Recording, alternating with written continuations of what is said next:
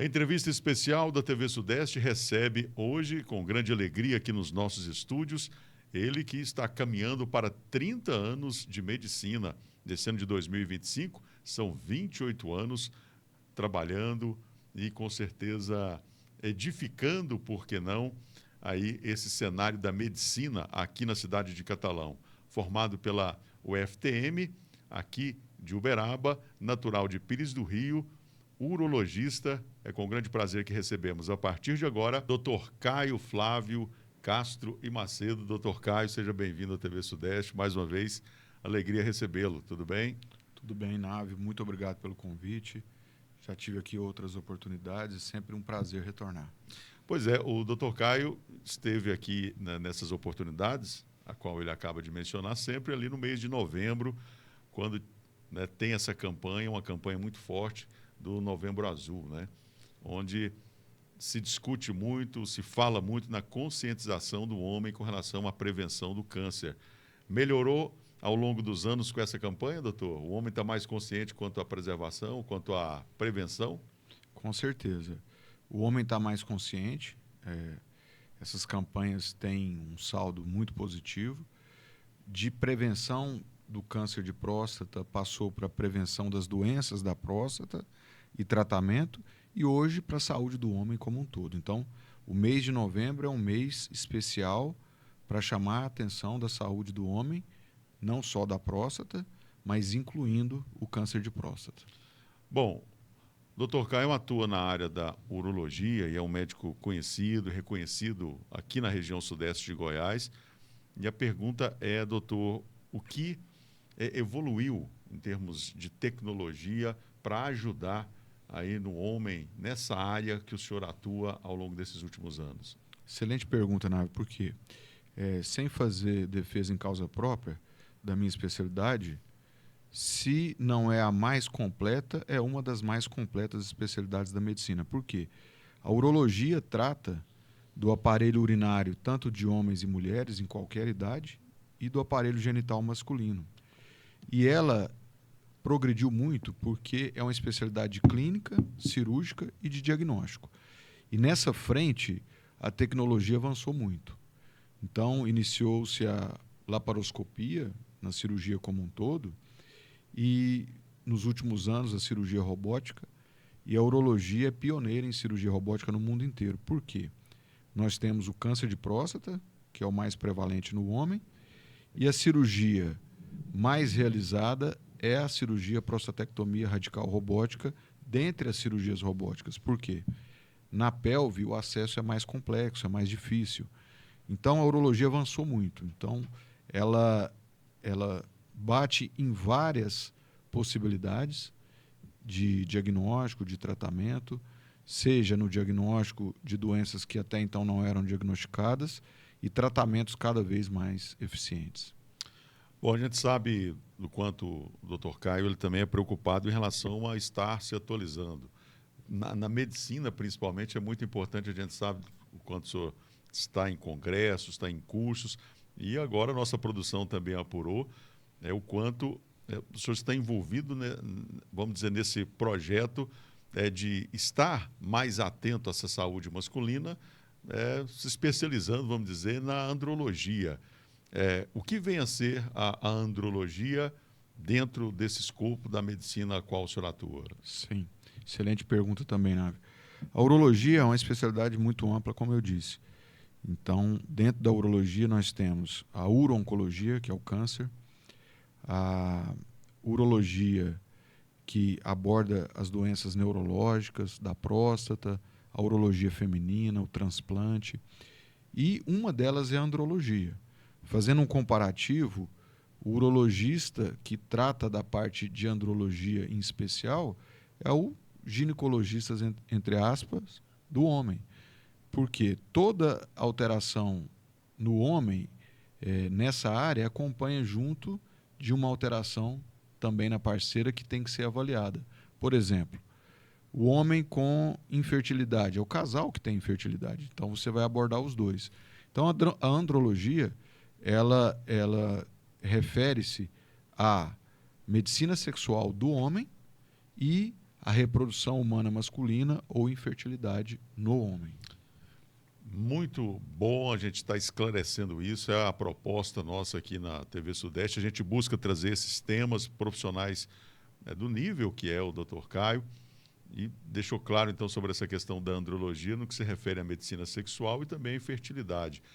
E eu não sei se a gente pode considerar como um tabu, mas imagina-se, ou pelo menos comenta-se que a mulher é mais infértil que o homem. Isso é um tabu? É um tabu, é um mito. Entre vários que existem, né? Principalmente na saúde do homem. Sabemos que num casal infértil, e até 15% dos casais no mundo todo são inférteis, metade das causas estão relacionadas ao fator masculino, metade ao fator feminino. Então seria mais ou menos 40% de fator feminino exclusivo, 40% de fator masculino exclusivo e 20% de ambos ao mesmo tempo. Então, metade, metade. Há necessidade sempre de avaliar o casal. Não é o homem que é infértil, é o casal. Porque o homem pode ter uma subfertilidade e ter uma parceira muito jovem, muito fértil, que há uma compensação do óvulo. E aí eles conseguem ter filhos.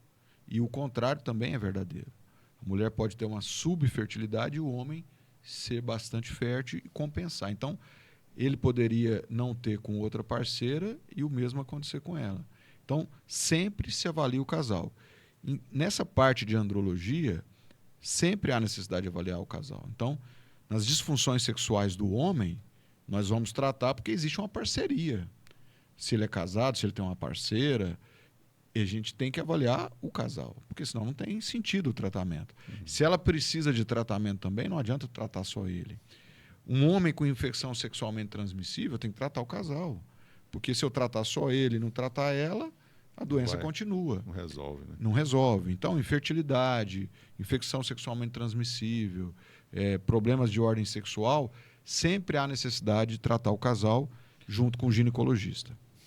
Muito importante a gente abordar esse tema, esse assunto. Estamos aqui, então, agora, o Dr. Caio, além de urologista, né, andrologista também, se especializando, se embrenhando, pesquisando, né, se informando para disponibilizar isso para os seus pacientes e para os pacientes aqui de Catalão e também da região, e também atendendo em Uberlândia. Sim, isso por um motivo pessoal, né?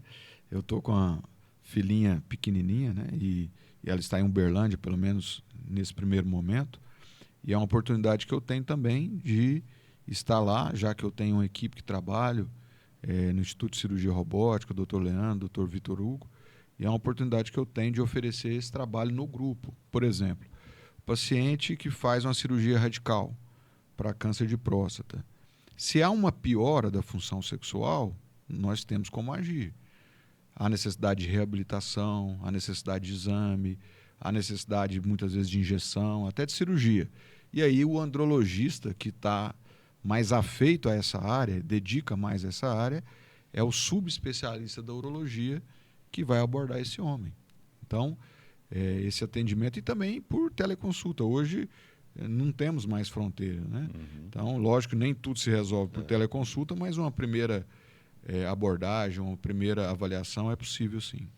Dr. Caio, no pessoal aqui, o Flávio Ferreira, um amigo que eu tenho, a gente falou há pouco sobre mitos. Ele me perguntou aqui, falou, pergunta do Dr. Caio, quais são os principais mitos que ainda impactam aí o universo masculino e que precisam ser dirimidos? Existem muitos, né? Diminuíram, mas existem muitos. Diminuiu a intensidade, mas existe e a gente tem que abordar. Primeiro, da vasectomia, né? É um procedimento simples. Eu posso dar o meu testemunho, porque eu também fui submetido à vasectomia esse ano, não só como médico. Seguro, eficaz, rápido. E há o mito de que engorda, muda a ejaculação, causa impotência. Isso é mito. O que é mito? É mentira. Isso não existe, né? Senão não poderia ser feito. Obviamente que não. Então, esse é um grande mito. O outro grande mito é aquele que o homem traz, muito mais que a mulher, que eu não vou procurar, porque se procurar, acha. Na verdade, não existe isso, né? Você só acha o que tem, né? Se você procurar um diamante, dificilmente você vai achar, né? Na verdade, quem procura, cuida, porque ou previne ou aborda no início, trata e cura e resolve. É outro mito. Outra da parte sexual. O homem tem essa questão, né, ainda arraigada, cultural, de que ele é o provedor, que ele não adoece, que ele é forte, que ele não tem problema, que ele não pode falhar nunca, que uma grande área, né, da andrologia, que é a medicina sexual. Então, ele não tem problema, a ereção dele é 100%, ele não falha nunca. Isso é mentira. Nós sabemos que mais de 50% dos homens depois dos 40 anos de idade tem algum grau de piora da ereção. Pelo menos 40% dos homens têm uma ejaculação muito rápida. É muita gente, de cada 10, 4. Isso aí impossibilita uma relação saudável, isso leva a problema no relacionamento, no matrimônio, porque não se conversa. Se de um lado a mulher tem mais problema com desejo, com dificuldade em ter orgasmo, o homem o contrário, o maior problema é a ejaculação rápida ou a ereção que não está satisfatória. Então, como que encontra? Como que resolve esse problema? Sem a ajuda médica, né? Então, são tabus. Normalmente, um homem com problema de ereção, de ordem sexual, ele demora de 3 a 5 anos para procurar o especialista desde o início do sintoma. Ele não vai no primeiro momento. Ele arrasta, ele empurra, ele foge, às vezes, do relacionamento. Então, são vários tabus, né? De que o homem ele não vai contrair infecção sexualmente transmissível facilmente se ele tiver relação só com mulher, que o homem não tem esse problema. Isso é mentira, lógico que é mentira, né? Incidência de HIV, sífilis, tem aumentado demais. Não tem diminuído, tem aumentado. E nós não temos ainda vacina para HIV. É coquetel, é remédio. Tem tratamento, mas não tem cura. Né? Então, muitos mitos ainda existem. Né? Bom, a partir de que idade a mulher, né, tem a questão da menopausa, o homem andropausa, e a partir do quê? De 40, 50 anos deve ter essa atenção a mais, e informação, com certeza, é a principal aliada para combater isso tudo, né, doutor? Sim. Diferente da mulher, a mulher, o que acontece? Os óvulos dela têm uma idade dela e alguns meses a mais, porque ela já nasce com os óvulos pré-formados. Então, quando a mulher passa dos 45, próximos dos 50 anos, ela para de ovular e para de menstruar. A parada da menstruação é a menopausa. E esse período que se inicia depois da menopausa é o climatério. Isso acontece em todas as mulheres que vão envelhecer, 100%. O homem não existe isso. O termo andropausa é um termo comparativo, também da andrologia, mas ele não é um termo correto. O homem não tem a pausa. Ele continua produzindo espermatozoides sempre e continua produzindo testosterona sempre. Mas em 15%, pelo menos, dos homens, a partir dos 50 ou um pouco mais, vão ter uma diminuição da produção de testosterona. Aí o termo correto é deficiência androgênica do envelhecimento masculino, porque há uma diminuição, né? Conhecido, entre aspas, como andropausa. Então é totalmente diferente. Né? Outro mito dos homens. Hoje está uma moda, né? Uma epidemia de uso de anabolizante, de bomba, etc. Tal, e o homem usa e fala, eu vou usar porque eu sou jovem e não vou ter problema. Né? Eu não vou nesse médico porque ele vai falar para eu não usar e sempre eles falam a mesma coisa, então ele acha quem passa para ele, ou ele compra clandestinamente na academia, com um mito de que ele não vai ter problema. Ele acredita que não vai ter problema. Todos vão ter problema. A conta vai chegar. Não, a conta vai chegar, e às vezes chega rápido, muito rápido. E qual que é a conta? Infertilidade em definitivo, testículo atrofia. Em definitivo? Em definitivo, não para todos, mas para uma boa parte. Isso é dose dependente, tempo dependente e sensibilidade dependente. Tem pessoas que com pouco tempo já fica infértil e não reverte. A gente nunca sabe quem pode reverter. Porque o organismo reage, né? Reage de forma diferente. Né? Impotência, problemas graves, fora outras coisas. Você vê aí direto, né? Na mídia, né? Fisiculturista, etc, tal, morte em academia com 20 e poucos anos. Por quê? Problema cardíaco, hepático e tudo mais. Então, é mito que não faz mal. Né? E tem profissionais que passam isso e divulgam isso abertamente na internet. Tanto que tem uma resolução do CFM hoje que é expressamente proibido. Isso aí não é ato médico, prescrever, a não ser para aqueles homens que têm deficiência, que aí é totalmente diferente. Aí eles têm que tomar a testosterona se o urologista avaliar, ou algum especialista que tem qualificação, de que ele não tem contraindicação para tomar. Bom, para encerrar sobre essa andrologia, essa especialidade aí a qual o senhor está, você, né, jovem ainda, tá? Somos jovens. Somos jovens, né? Somos jovens. É. E algo que me chama a atenção, eu acho que seria uma dica talvez a mais, assim, que é uma curiosidade. Qual o principal aliado do homem para que ele tenha uma vida sexual saudável e ativa? E até quantos anos pode se considerar? Existe uma média dessa vida sexual ativa do homem? Sim, também muito interessante. A atividade sexual, tanto do homem quanto da mulher, é um marcador de saúde. Se o indivíduo está bem sexualmente, de verdade, não está mentindo ou não está ocultando, ele está saudável, de um modo geral. Então, quando chega um paciente, já aconteceu várias vezes, chega um paciente no consultório e vem fazer avaliação de rotina, o paciente já idoso, você vê um paciente no peso ideal, um paciente magro, um paciente que faz atividade física, seja na roça, seja da forma que for possível, alimenta bem, sem vício. Aí você pergunta, que medicamento você toma? Não tomo nada. Fala, mas não é possível. Você já teve algum problema de saúde mais grave? Não, nunca tive. Você dorme bem demais. Isso existe. É raro, mas existe. Aí você pergunta para ele, como está a sua parte sexual? Ah, doutor, não vou falar que está nota 10, porque senão vão falar que eu estou mentindo, viu? Mas é o seguinte, excelente. E é verdade. Isso é verdade. Por quê? A parte sexual, tanto do homem quanto da mulher, é extremamente complexa. Não tem nada mais complexo que uma atividade sexual. Me fala uma atividade do ser humano que é mais complexa. É verdade. Por quê? Porque não envolve tudo. Envolve o físico, envolve a mente, envolve a outra pessoa, envolve a cultura, envolve a criação, envolve o psicológico, envolve o cansaço, envolve o país que você mora, o que é permitido, o que não é permitido. São tantas coisas. Religião. Envolve muita coisa. Então é o seguinte, isso para rodar bem, a pessoa tem que estar bem. Normalmente, para você ter uma ideia, a artéria cavernosa, ontem eu fiz um Doppler de pênis.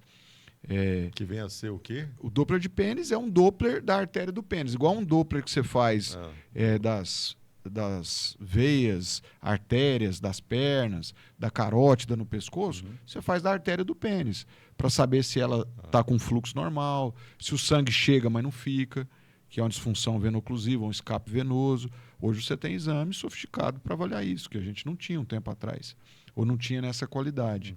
Então, a artéria cavernosa, ela é tão fina que ela é 1/3 da artéria coronária. Olha só. 1/3. O que é 1/3? É 2 milímetros. A artéria coronária é 3 milímetros. Então, muitas vezes... E a função dela? É levar o sangue para o pênis. Então, muitas vezes, por exemplo, um indivíduo com síndrome metabólica, obeso, diabético, hipertenso, cardiopata, já colocou stent, etc, etc, etc, etc. Muitas vezes, ou na maioria das vezes, antes de obstruir a artéria coronária lá com placa, para ele ter uma angina, um infarto, ou até alguma alteração silenciosa, já alterou a artéria cavernosa. Ele já está com problema de ereção, só que ele não fala. Por isso que eu falo, ele normalmente procura 5 anos depois. Então, com certeza, saúde sexual anda junto com saúde geral. Então, o que fazer? É saúde geral. Controle de pressão, de glicemia, de peso, atividade física aeróbica, alimentação saudável, sono de qualidade, o que não é fácil. Agora, até que idade? Não tem idade. Por quê? Outra coisa interessante, né? Na questão da ereção, especificamente, eu não estou falando em outros fatores. Quando você fala da parte sexual masculina, você fala em desejo, ejaculação, ereção, orgasmo, são coisas diferentes. Mas na ereção, é o pênis ter uma ereção satisfatória para ter uma penetração, uma relação ok. No quesito ereção, nós resolvemos, nós urologistas, quase 100% dos casos. Isso em medicina quase não existe. Você falar que pode resolver quase 100% dos casos, é como? Bom, tomou Viagra, Tadalafila, não resolveu. A maioria resolve, 70%, 80% resolve. Aí nós vamos para injeção. Faz o Doppler, responde a injeção, igual uma canetinha de Ozempic, de insulina, A agulha fina injeta lá e resolve. 80%, 90% resolve. Não resolveu, você coloca uma prótese peniana. Semana, sem ser essa, agora eu estava em São Paulo, no servidor, nós colocamos uma prótese lá no senhor de 81 anos. Significa o quê? Uai, que ele tem ereção agora, ok. Chance de sucesso? Mais de 90%. É só se der uma infecção na prótese, dor, tiver que tirar, extrusão, que é raro. Então, na parte da ereção, nós conseguimos resgatar quase 100% dos homens. Mas aí vai depender o quê? Da saúde dele, se ele tem condição, se ele tem parceria, se ele quer. Mas jeito tem. Então, um senhor de 90 anos pode ter relação? Pô, lógico que pode, ué. Se ele estiver bem de saúde e se ele não responder nessa sequência ao remédio de injeção, colocamos uma prótese. Entendeu? O principal aliado, você colocou a questão da atividade física, seria ela ou o que mais para ajudar nessa condição física do homem para ele ter uma boa vida sexual? O tripé é qualidade física, qualidade da função sexual qualidade do sono, atividade física, musculação, aeróbica e uma alimentação saudável. Agora, por exemplo, o indivíduo... Esse é o tripé. Para tudo, inclusive para a parte sexual. Porque a questão da ereção, do funcionamento, você tem hormônio, você tem vaso, você tem nervo, você tem efeito colateral de medicamento. Então, o indivíduo que está polimedicado, descontrolado, com a síndrome metabólica, tudo está ruim, entendeu? A parte sexual vai estar ruim. E não só a parte sexual, Návio, na andrologia, a parte de fertilidade. Óbvio que para o homem que pretende ter filho e que quer, está programando. Óbvio que se ele não tiver, isso não vai entrar na questão mais. Mas se ele tiver doente, mesmo jovem, obeso, com vícios, a parte de fertilidade também vai lá para baixo. Bom, o assunto é muito importante porque, como foi colocado aqui, mexe diretamente, né, com a nossa vida e a gente tem essa preocupação de trazer isso, né, informação de qualidade, informação relevante aqui para a nossa comunidade, para você que nos acompanha. Doutor Caio, vai ficar o convite para que o senhor possa voltar. Agora nós estamos em agosto, né, em novembro, para que o senhor possa estar voltando. A gente vai tentar uma parceria aqui com o doutor Caio para que ele possa fazer já o que ele já vem fazendo nas redes sociais dele, né, sempre trazendo informações sobre assuntos assim das mais diversas áreas, e são temas e assuntos importantes. Para encerrar, esse assunto também é um outro que a gente... Tem mais dois aqui, mas, enfim, o nosso repórter, o Alves Bueno, colocando aqui, obrigado, Alves, pela colocação, a respeito da UFCAT. A gente sabe que o curso de medicina começou, o senhor esteve lá desde o começo, né? Sim. Começou em 2013, já formou a primeira turma. E o que esperar desse curso agora, chegando com esse hospital regional? Obrigado, excelente. Alves, pela pergunta, Alves. Muito obrigado pela pergunta. Esse curso foi pensado antes de 2013, em 2013 já era um segundo momento. A primeira turma formou agora, dia 13 de julho, colograu aqui, graças a Deus, 20 formandos. Creio e tenho fé de que seguirão um caminho brilhante, porque alunos que se dedicaram, entraram pelo Enem, concorrido. Né? Algum nível de evasão? É pequeno, praticamente não tem. O que acontece é transferência, às vezes aí, teve pandemia, né? Pode ter atrasado algum período, mas de 25 que entraram, 20 formaram, praticamente todos. E é uma alegria muito grande. Então, 12 anos depois dessa primeira reunião, na antiga regional de Catalão, da UFG, 12 anos depois, 12 anos se passaram e a primeira turma se formou. Foram 6 anos para a implantação do curso e mais 6 anos, né, para formar a primeira turma. Com a inauguração do hospital regional, hospital de clínicas, hospital que também vai ter a parceria da universidade, nós esperamos uma qualificação ainda maior, porque os alunos vão poder fazer um trabalho de campo no hospital bastante detalhado, bastante estruturado, e teremos, com certeza, em breve, talvez no máximo a médio prazo, estruturação de serviços de residência médica para especialização desses alunos, não só de Catalão, mas do Brasil todo, né?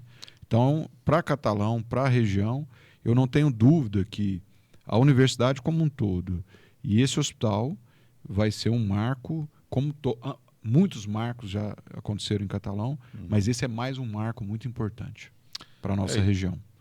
É isso. Eu vou colocar essa outra pergunta que estava dentro, mas essa a gente vai trazer o Dr. Caio depois para a gente fazer um debate, talvez até com outro colega dele, um outro médico, que é a respeito de algo que a gente já jogou luz nesse assunto aqui nesse debate, debatendo esse assunto, que é a questão da residência médica, de que os médicos hoje não estão mais fazendo residência e isso impacta diretamente na carreira e no nível desse profissional, ele não tendo a residência.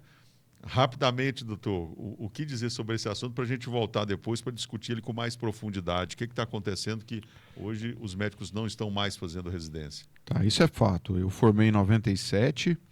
Nessa época, havia mais ou menos 88 faculdades de medicina no Brasil, hoje são mais de 400.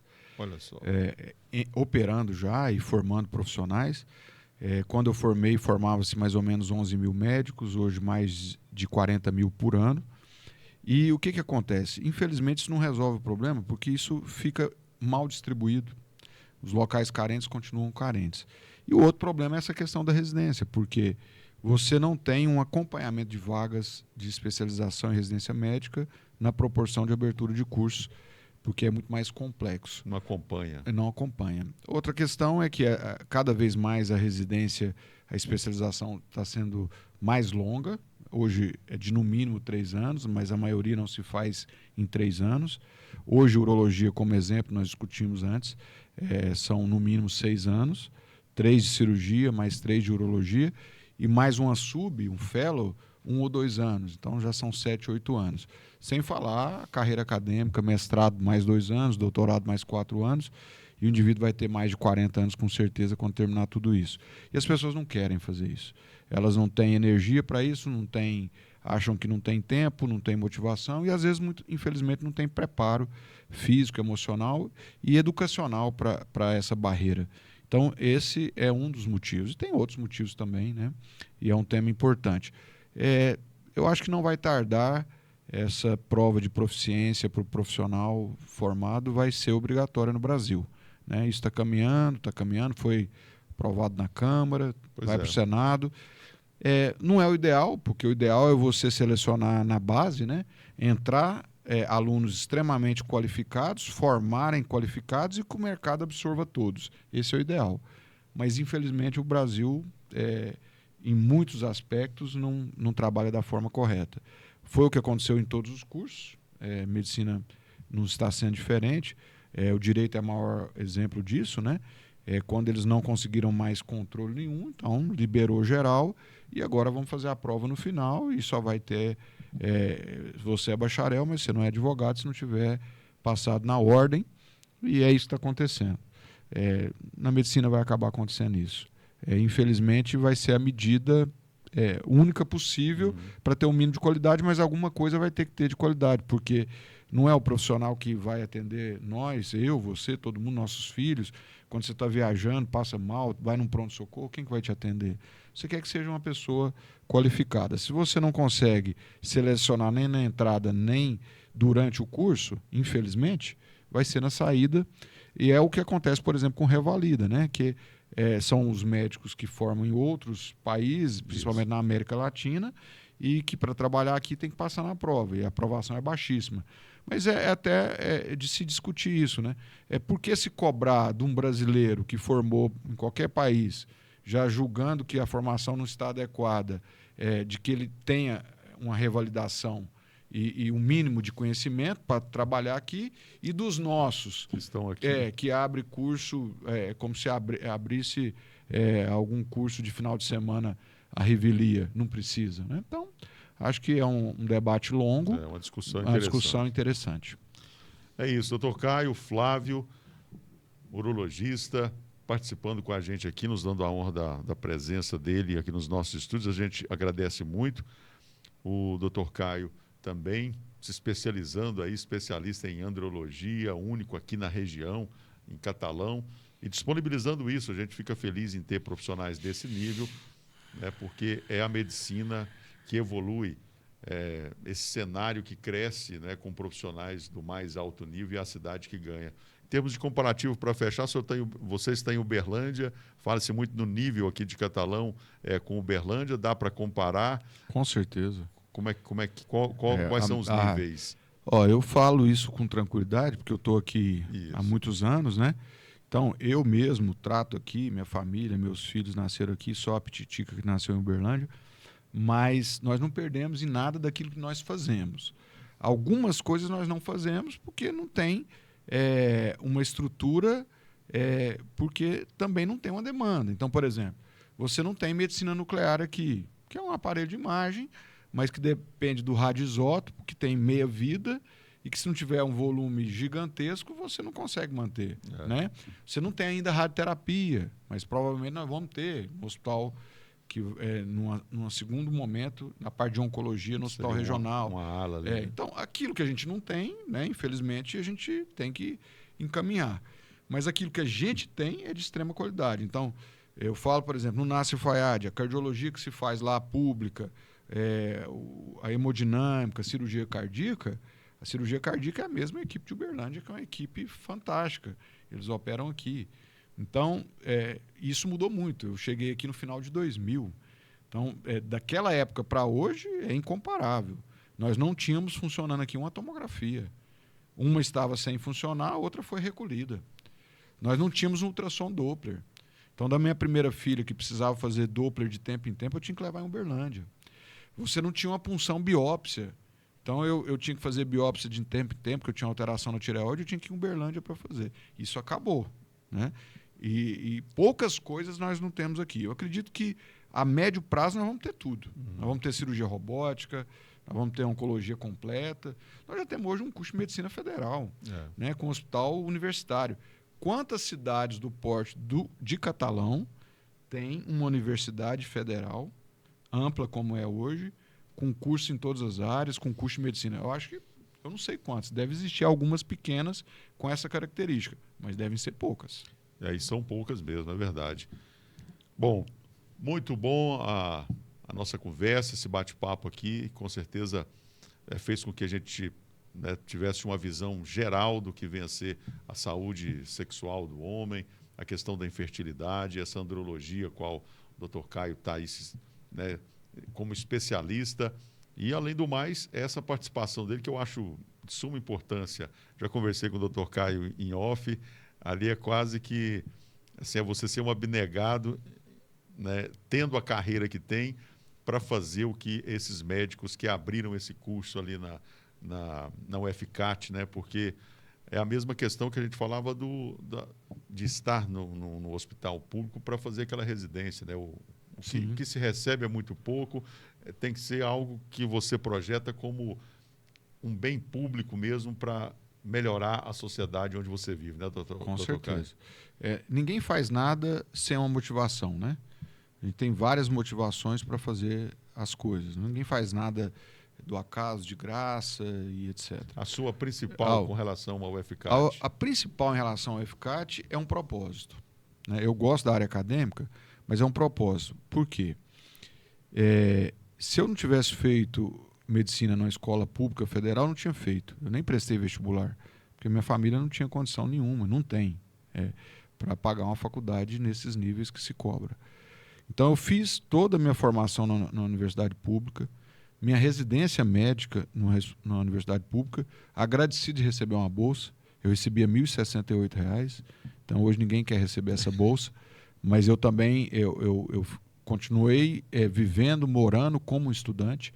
O que mudou? Eu era um estudante sem ganhar nada, porque era uma escola pública, eu passei a ser um estudante que ganhava R$ 1.068. Para mim estava excelente. Né? Vim para a universidade, ao mesmo tempo aqui em Catalão, que nós iniciamos o projeto do curso, eu iniciei o mestrado aqui, numa universidade federal. Então, eu não paguei nada para ter esse mestrado.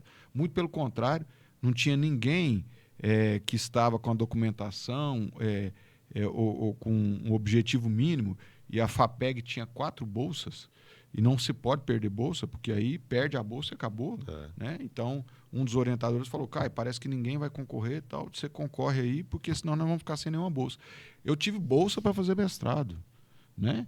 E graças a Deus, naquele momento, eu não precisava dessa bolsa, né? Mas eu não tinha outra alternativa, porque era importante para o meu currículo e estava lá. É simplesmente disponível, né? disponível. Então você perde a bolsa, o mestrado perde a bolsa. Então, se eu fiz tudo isso na escola federal, minha formação médica, minha residência de cirurgia geral, de urologia, um mestrado, depois prestei um concurso aqui, né? É uma forma que eu tenho de retribuir uma pequena parcela, muito pouca. E é o meu prêmio, entendeu? Meu propósito é esse, né? Outros não, porque eu não tenho nenhuma ambição de seguir uma carreira universitária, chegando a altos cargos e titulações, isso não tem mesmo, cargos administrativos, nada disso. Mas é uma forma que eu sinto de poder retribuir, pelo menos em parte, tudo aquilo que eu recebi, né? E a gente vê isso sendo feito, né, de forma concreta, dado os resultados que a universidade está entregando, como essa colação de grau agora e essa primeira turma, né? E isso é fruto do empenho de todos vocês que estão lá. Depois a gente quer até estreitar mais isso também para mostrar isso para a população, para a nossa audiência, para a sociedade. Doutor Caio, muito obrigado. Em breve a gente volta para debater outros assuntos, então. Com certeza, sempre à disposição. Tá, joia. Muito obrigado, então, doutor Caio Flávio, médico urologista, andrologista, falando conosco aqui. A gente agradece muito nessa entrevista especial. E o agradecimento mais especial ainda a você que nos acompanhou. Se inscreva, curta, comente, compartilhe. E as plataformas vão entender que esse conteúdo é importante, relevante, para que possa mais pessoas terem também acesso a ele. Muito obrigado a todos. Até o nosso próximo Entrevista Especial. Valeu.